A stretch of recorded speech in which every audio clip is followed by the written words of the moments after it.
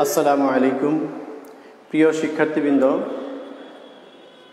Online ক্লাসে সবাইকে national কলেজের স্কুল শাখার পক্ষ থেকে স্বাগত জানাই। আজকে ক্লাসে লাইভ ক্লাসে অংশগ্রহণ করার জন্য সবাইকে ধন্যবাদ। আজকে আমি নবম দশম শ্রেণীর উচ্চতর গণিতের একটি ধারাবাহিক ক্লাস নেব। আমি গত কয়েকটি ক্লাসে ধারাবাহিকভাবে অষ্টম অধ্যায়ের বইয়ের অঙ্ক 8.3 এবং সৃজনশীল সহকারী অষ্টম অধ্যায়ের অনেকগুলি ক্লাস নেওয়া হয়েছে। যারা আজকে নতুন করে অংশগ্রহণ করতেছে তারা অবশ্যই লিঙ্ক দেওয়া আছে, ওই লিঙ্কে ক্লিক করলে পূর্বের ক্লাসগুলি তোমরা অবশ্যই দেখতে পাবে। আজকে আমি নতুন একটি অধ্যায় শুরু করতেছি যার নাম হচ্ছে সমীকরণ। তা আমরা উচ্চতর গণিতে শুধু সমীকরণ লেখা আছে, তোমরা জেনারেল ম্যাথ সাধারণ গণিত যখন দেখবে ওইখানে এক চলক বিশিষ্ট সমীকরণ এবং দ্বিচলক বিশিষ্ট সমীকরণ, একঘাত দ্বিঘাত সেই সম্পর্কে তথ্য দেওয়া আছে। আর এখানে শুধু সমীকরণ দেওয়া আছে এই কারণেই যে এখানেই সব তথ্য একসাথে বলা আছে যে এক চলক হতে পারে দ্বিঘাত, এক চলক বিশিষ্ট সমীকরণের দ্বিঘাত সমীকরণ, আর হচ্ছে দ্বিচলক বিশিষ্ট সমীকরণ সেটা দ্বিঘাত হতে পারে আর বেশি হতে পারে। সুতরাং আমরা আজকে প্রথম ক্লাসে 5.1 অনুশীলনীর 5.1 করাবো, যেখানে শুধু এক চলক বিশিষ্ট দ্বিঘাত সমীকরণের সমাধান করা দেওয়া আছে এবং যে অঙ্কগুলি আমরা মিডিল ফ্যাক্টর করে করতে পারি বা মধ্যপদ বিভক্তিকরণ করতে পারি সেই জাতীয় অঙ্ক হচ্ছে 5.1-এর। তবে আমরা কিছু কিছু অঙ্ক আছে যেগুলি মিডিল টার্ম করা যায় না, যেমন মনে করো x² - 3x + 1 যদি থাকে, এটা কিন্তু মিডিল টার্ম বা মধ্যপদ বিভক্তিকরণ করা যায় না।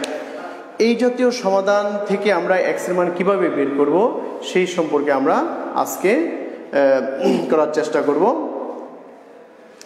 এর আগে এই যে একটা সমীকরণ দেওয়া আছে যেখানে মধ্যপদ বিভক্তি করা যায় না, সেই জাতীয় সমীকরণের সমাধান করার জন্য একটি আদর্শ সমীকরণ দেওয়া আছে। সেই আদর্শ সমীকরণ থেকে আমরা x এর মান কীভাবে বের করা যায় সেটা আগে একটু দেখব, তারপর আমরা বইয়ের অঙ্কগুলি ওই সমীকরণের সাহায্যে আমরা বাকিগুলি করব। তো প্রথমে আসো আদর্শ সমীকরণের সমাধানটা করার চেষ্টা করি। দ্বিঘাত সমীকরণে আদর্শ সমীকরণ, আদর্শ সমীকরণ যার সাথে তুলনা করে অন্যান্য সমীকরণে আমরা সমাধান করব, সেটা হলো ax² bx + c = 0। ax² যদি মনে করো x² - 3x + 1 এই দুইটা সমীকরণ যদি তুলনা করা হয়, দেখো x² এর সহগ কি আছে, মনে মনে একটা 1 আছে, সেই জন্য a = 1 লেখা যায়। x এর সহগ কি আছে b, এখানে x এর সহগ কি আছে -3, এই জন্য b = -3 লেখা যায়। ধ্রুবপদ c আছে, এখানে ধ্রুবপদের জায়গায় আছে 1, এই জন্য c = 1 লেখা যায়। সুতরাং আমরা এই সমীকরণের সাথে তুলনা করে আমরা কিভাবে সমাধানটা করব সেটার জন্য আদর্শ সমীকরণের সমাধানটা মানে x এর মানটা মূল বের করা জরুরি। তা তোমাদের বইয়ে কিন্তু করা আছে, সেটার একটু ব্যতিক্রমভাবে একটু দেখাতে চাচ্ছি যে আর একটু সহজ কীভাবে হয়।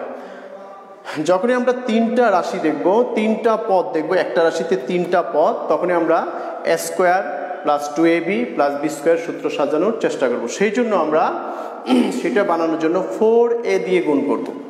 যদি 4a দিয়ে গুণ করি 4a, তো 4 এর সাথে 0 গুণ করলে 4a হয়, এই জন্য আমি 0 লিখে দিয়েছি। 4a দ্বারা গুণ কেন করা হয়েছে দেখো, a গুণ করলে a² হয়, তো 4a² x², এটাকে আমরা a² বানাইতে পারবো, প্লাস 4abx + 4ac = 0। এখন যদি সূত্র সাজাই 2ax² প্লাস সূত্রের 2 ইন্টু a কত 2ax, b এমন একটা সংখ্যা দিতে হবে যাতে এই অংশটার কোনো পরিবর্তন না হয়। তুমি একটু খেয়াল করো, 2 × 2 = 4ax, 2 × 2 = 4ax, b কিন্তু এখনো লেখা হয় নাই, সেই জন্য bটা হচ্ছে b, মানে a² + 2ab। বিটা কেন গুণ করছি দেখো, এখন এই অংশটা গুণ করলে উপরের 4abx হয়, তার মানে বিটা কি b ধরা হয়েছে প্লাস b²।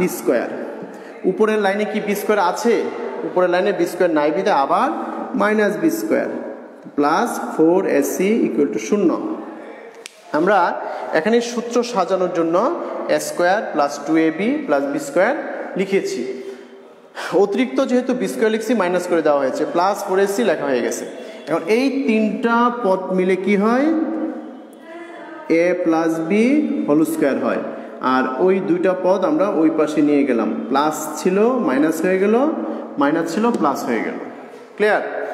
এখন যদি এই অংশটাকে আমরা বর্গমূল করি, রুট করি, তখন বর্গমূল আর হোল স্কোয়ারে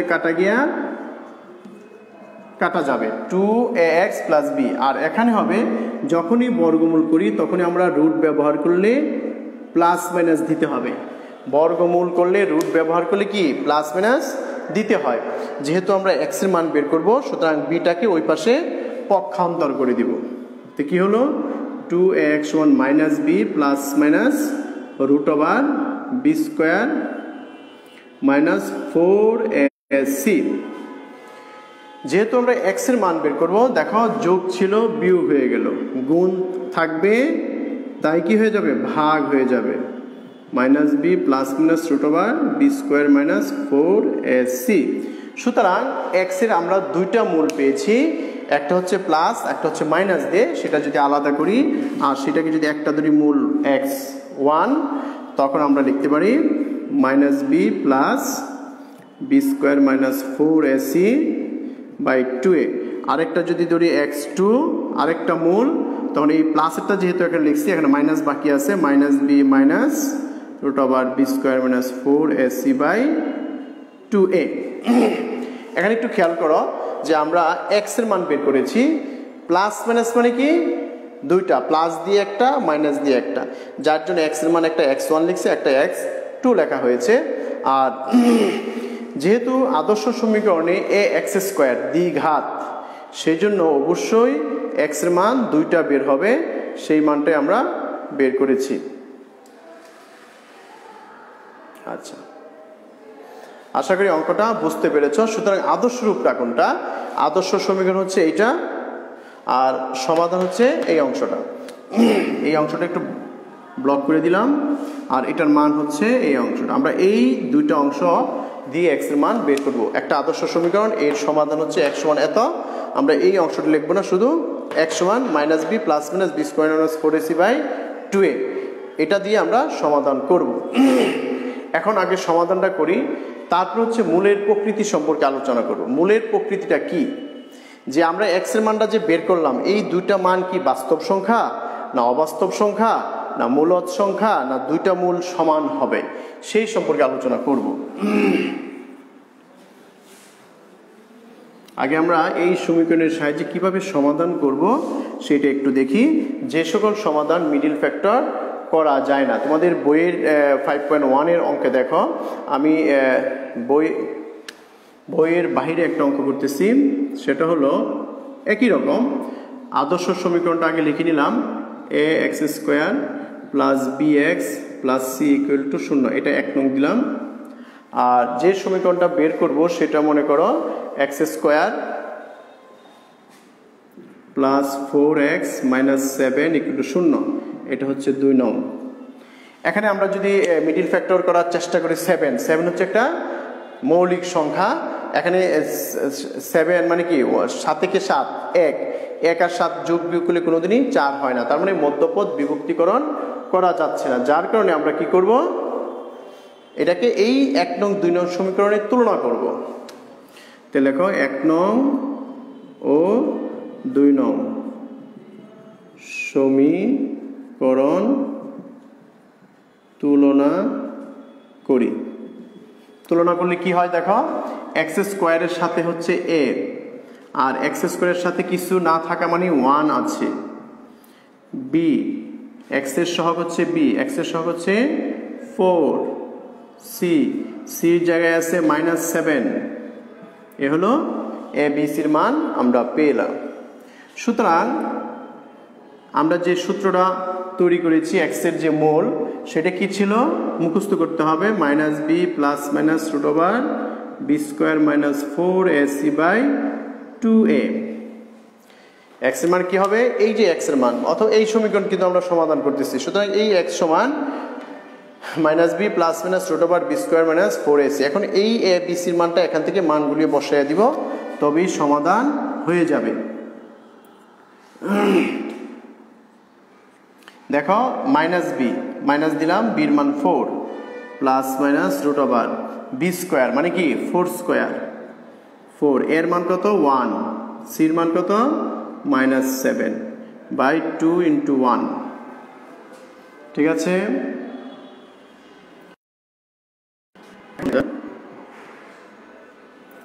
four minus 4 plus minus root over 4 × 16 minus মাইনাসে প্লাস 4 × 7 28 বাই 2।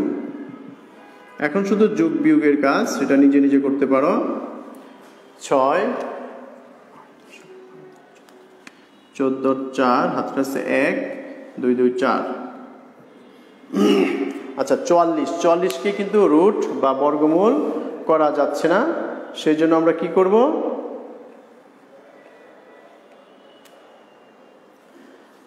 এটাকে আর কিছুই করা যাচ্ছে না। যদি তুমি লেখো, এটা লিখতে পারো -4 প্লাস মাইনাস 4 11 44। কেউ ক্যালকুলেটর না ব্যবহার করে অঙ্ক করার চেষ্টা করবো, তাতে অঙ্কর জ্ঞান বৃদ্ধি পাবে। সেটা হলো দেখো 4 11 44, 4 এর রুট করলে কত হয় 2 হয়, এই জন্য 2 রুট 11 লেখা যায়। উপর থেকে যদি আমি 2 কমন নিই, 2 যদি কমন নিই, মাইনাস নিব না, শুধু 2 কমন নিব নিচের 2টাকে কাটার জন্য, প্লাস মাইনাস রুট 11 বাই 2, 2 যদি চলে যায়, এই হলো এক্স এর মান।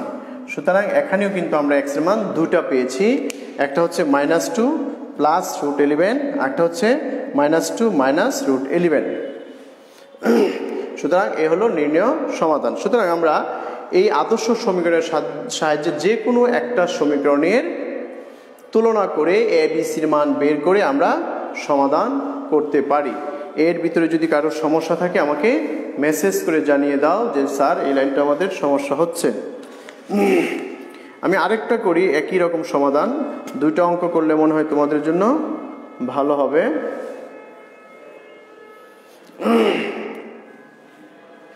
আচ্ছা, তার মানে আমি এই সমাধানে এই অংশটা শুধু পরিবর্তন করব, ঠিক আছে।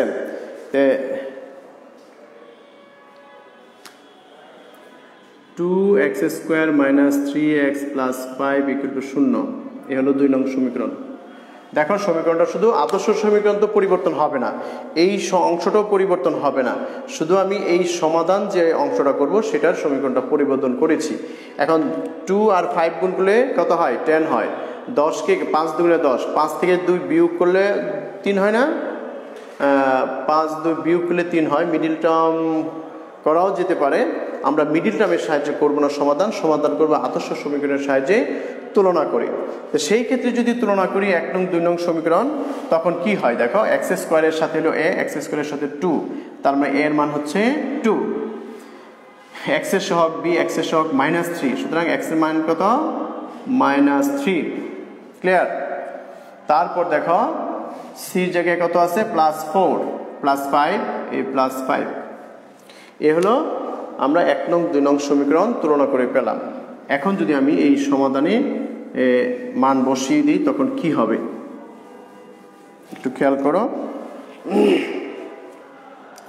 বির মান হচ্ছে -3, এই মাইনাসে প্লাস, বির মান হলো 3 প্লাস মাইনাস রুট ওভার -3² -4, এর মান কত 2 ইন্টু বির মান 5 বাই 2 ইন্টু এর মান 2 সমান 3 প্লাস মাইনাস রুট ওভার, দেখো এক্স এর মান, আচ্ছা মাইনাস রুট ওভার 3 থাকলে 9, মাইনাস 4 দুগুণে 8 plus 40 by 4, 3 plus minus root over কত, মাইনাসেরটা বড়, -31 থেকে 9 বিয়োগ করলে -31 বাই 4। সুতরাং এটা হচ্ছে নির্ণয় সমাধান। এখানে একটা জিনিস খেয়াল করো, রুটের ভিতরে যদি মাইনাস থাকে সেটা হচ্ছে কি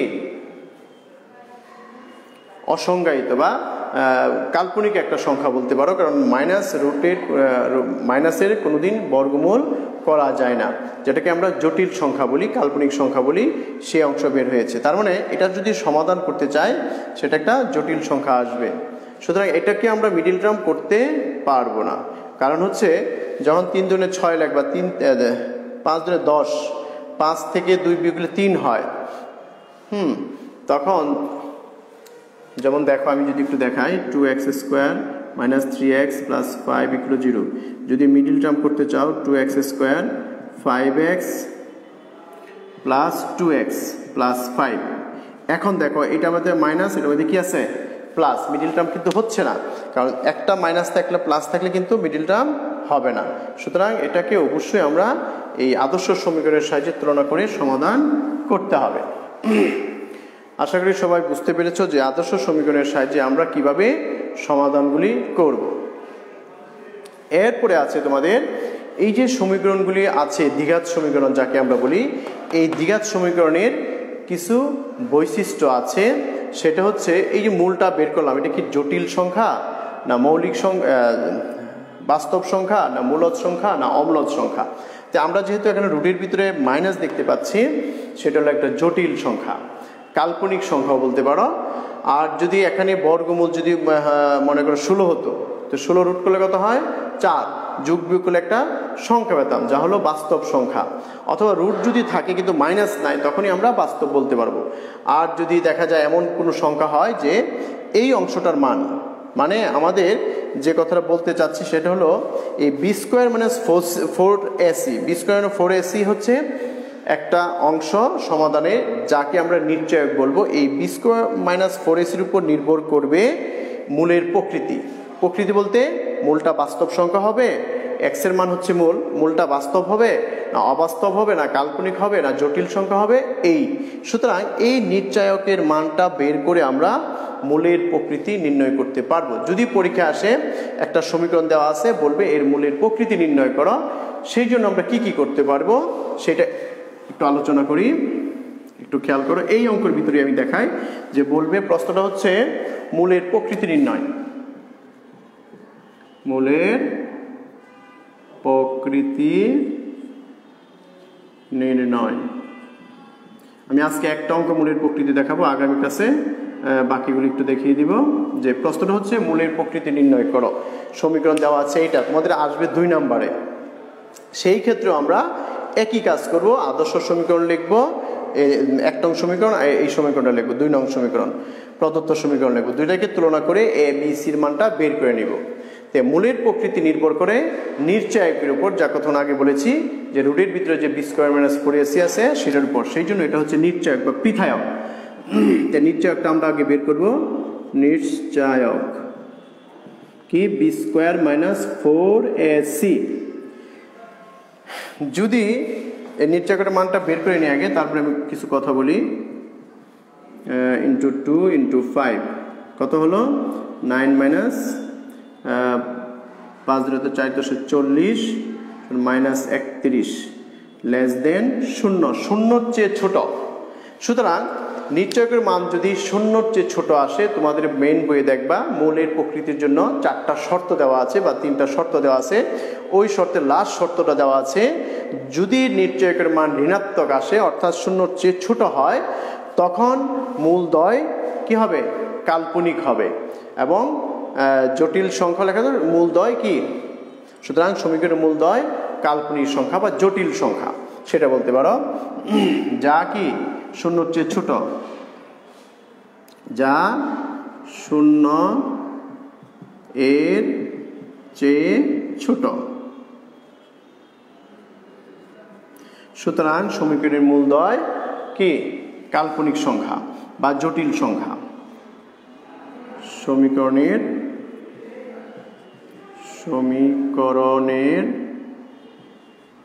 মূলদ্বয় কি কাল্পনিক সংখ্যা, কাল্পনিক বা জটিল সংখ্যা। তোমরা যখন ইন্টারে পড়বে তখন এই সম্পর্কে জটিল অধ্যায় সম্পর্কে একটা অনুশীলনের অধ্যায় আছে, সেটা বিশদ আলোচনা দেওয়া আছে, ওইখানে জানবে যে রুট মাইনাস রুটের কোনো কি হয় না, আমি যদি দিই -1, এটাকে ক্যালকুলেটর যদি করি তখন দেখা যাচ্ছে ম্যাথ এরর, তার মানে এটা হয় না। এটাকে একটা কাল্পনিক সংখ্যা যাকে আই দ্বারা প্রকাশ করা হয়, ইমাজিনারি সংখ্যা, এটা হচ্ছে জটিল সংখ্যার একটা প্রতীক। সুতরাং এইটার একটা অধ্যায় আছে জটিল সংখ্যার।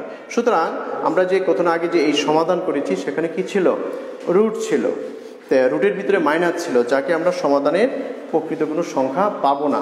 এই জন্য বলা হয়েছে যে সমীকরণের মূলদ্বয় কাল্পনিক অথবা জটিল সংখ্যা, কাল্পনিক সংখ্যা বা জটিল সংখ্যা। তো এইরকম যদি আমি আরেকটা সমাধান করতে চাই, যে কোনো সমীকরণ করতে চাই, সেই একইভাবে 1 নং 2 নং তুলনা করে এবির মান বের করব এবং নিশ্চয়ক বের করব। ঠিক আছে, নিশ্চয়কের মান যদি কোনো কারণে ধনাত্মক আসে, 0-র চেয়ে বড় আসে, তখন আমরা বলবো, এবং পূর্ণবর্গ নয়, তখন বলবো সমীকরণের মূলদ্বয় বাস্তব সংখ্যা, অমূলত সংখ্যা এবং অসমান সংখ্যা।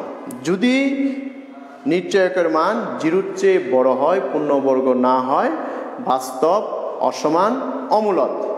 কিন্তু এই সংখ্যাটা যদি ধনাত্মক আসে ঠিকই, যেমন এরকম আসে যদি 16, কিন্তু এটা কি পূর্ণবর্গ, 4-এর উপরে স্কোয়ার দিলে কি হয়, পূর্ণবর্গ হয়। যদি পূর্ণবর্গ সংখ্যা পাওয়া যায় নিশ্চয়কের মান, তখন আমরা বলবো সমীকরণের মূলদ্বয় বাস্তব, অসমান এবং মূলত সংখ্যা। যদি পূর্ণ সংখ্যা আসলো এবং পূর্ণবর্গ হয়, মূলত সংখ্যা বলবো। আর যদি পূর্ণবর্গ না সংখ্যা আসে, 16 না হয়ে যদি 15 আসে, তখন বলবো অমূলত সংখ্যা। পার্থক্যটা এখানে, কারণ আমরা জানি রুট যদি থাকে সেটা হচ্ছে অমূলত সংখ্যা। তো এখানে শুধু মনে রাখতে হবে মূলত এবং অমূলত, আর বাকি দুটো কি একই, বাস্তব এবং অসমান। কোনো কারণে যদি নিশ্চয়কের মান 0 আসে, তখন বলবো বাস্তব, সমান। কারণ নিশ্চয়কের মান যদি 0 আসে, তুমি ওই সমাধান করার সময় তুলনা করলে বুঝতে পারবে যে নিশ্চয়কের মান যদি সমান আসে, দুইটা মূল পাবো, সেটা কি হবে, সমান। যেমন তুমি যদি এই সমাধানটা করতে চাও 4x + 4, তখন দেখবা x এর মান 2টা আসবে, দুইটাই দেখবা কি আসবে, 2। যেমন দেখো x² - 2 × 4, মিডল টার্ম করো, যদি মিডল টার্ম করো এটাকে 2x - 2x + 4, দেখবা কি দুইটা কমন নিলে x এর মান 2 আসে, 2 বার।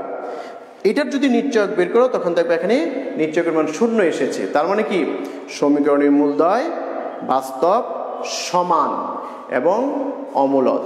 ক্লিয়ার? সুতরাং আজকের আলোচনায় আমি এইটুকু বলতে চাচ্ছি যে সমীকরণের উচ্চতর গণিতের পঞ্চম অধ্যায়ের 5.1-এর আদর্শ সমীকরণের সমাধান কিভাবে করতে হয় সেটা একটু দেখবা, এবং আদর্শ সমীকরণের সাহায্যে তুলনা করে দ্বিঘাত সমীকরণের সমাধান কিভাবে করা যায়, যে সকল সমীকরণের মিডিল ফ্যাক্টর করা যায় না, অথবা যদি মিডিল ফ্যাক্টর করাও যায়, সেটা যদি আদর্শ সমীকরণের সাথে তুলনা করে করো, তারপর কি হয়ে যাবে, তুমি x এর সমাধানের মূলের মান বের করতে পারবে। তারপর মূলটি কি বাস্তব না অবাস্তব না অমূলত, সেটার জন্য মূলের প্রকৃতি নির্ণয়ের জন্য আমরা জানি নিশ্চয়ক বের করতে হয়, নিশ্চয়কের উপর নির্ভর করে মূলের প্রকৃতি। আশা করি তোমরা এই ক্লাসটা করে বা দেখে বা লিখে উপকৃত হবে। আর আগামী ক্লাসের এই অধ্যায়ের ধারাবাহিক ক্লাসে অংশগ্রহণ করার আহ্বান জানিয়ে আজকের মতো এখনই ক্লাসটা শেষ করতে যাচ্ছি। সবাই ভালো থাকো, সুস্থ থাকো, এবং পরম করুণাময় আল্লাহর কাছে দোয়া করো যেন এই মহামারী থেকে আমরা মুক্তি পাই, স্বাভাবিক জীবনে চলে আসতে পারি। সবাই সুস্থ থাকো। আসসালামু আলাইকুম।